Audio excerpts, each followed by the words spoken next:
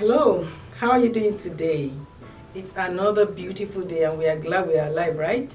I'm glad you are alive.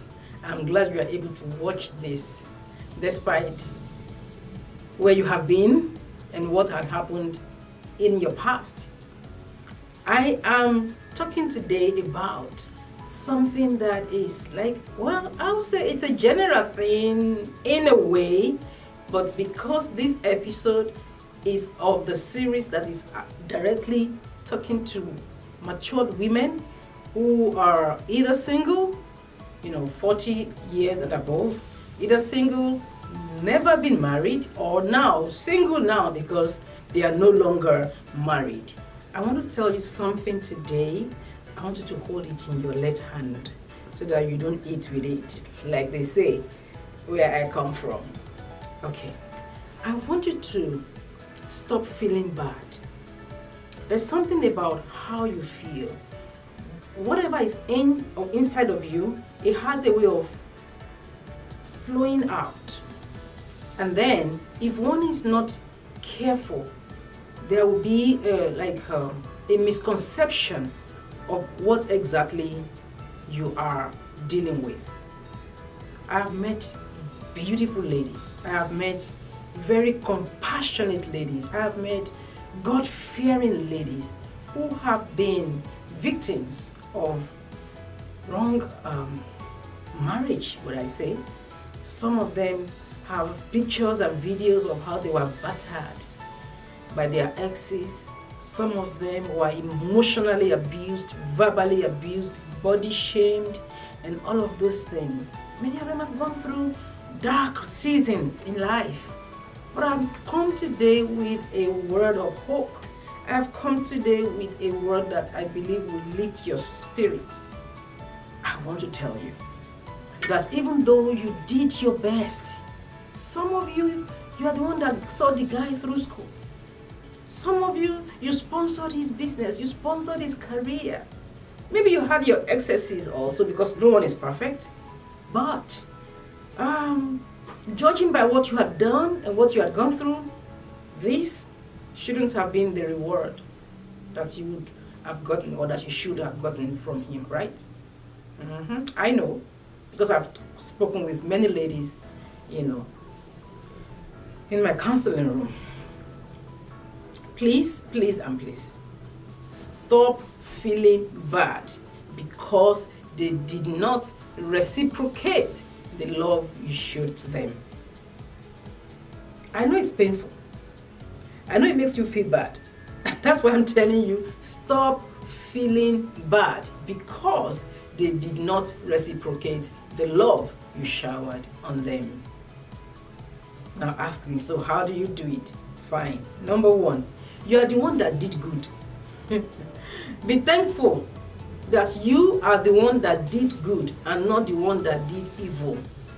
I'm a believer, and the good book says to me that anyone that rewards good with evil, evil will not depart from their house.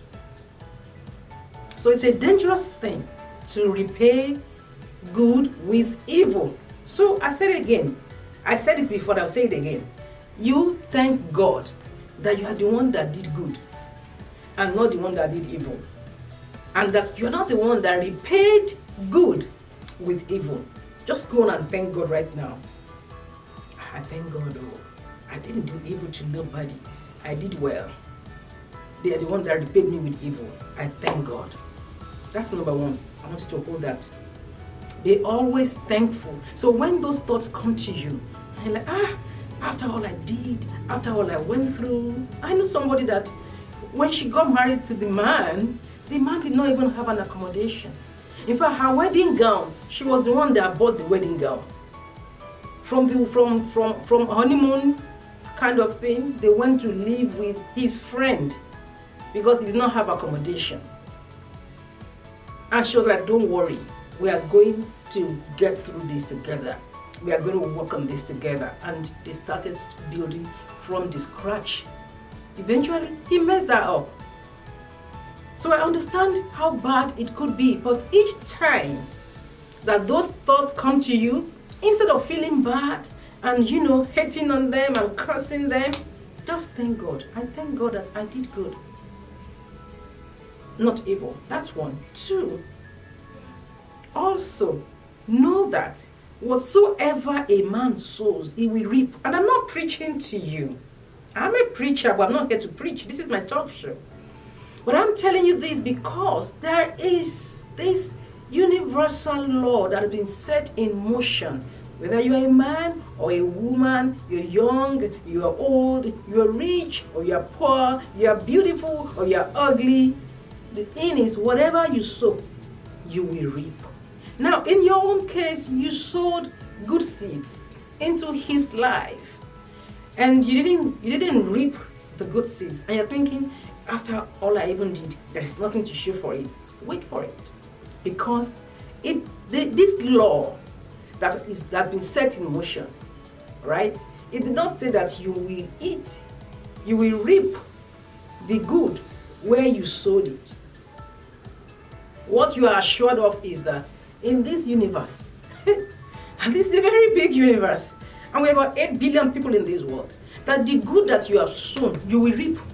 It might not be where you sowed it.